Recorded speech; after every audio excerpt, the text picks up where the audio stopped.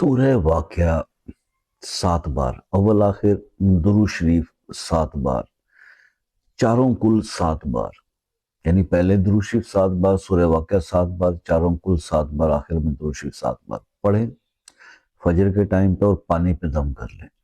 سارا دن وہی پانی استعمال کریں اور 11 دن یہی عمل دہرا دیں۔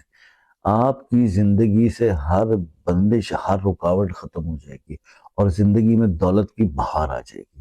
تو یہ سورہ واقعہ کا 11 دن کا عمل ہے، جس نے بھی کیا اس کی زندگی سنور گئی، اس کی زندگی میں پیسے کی بہار آ گئی۔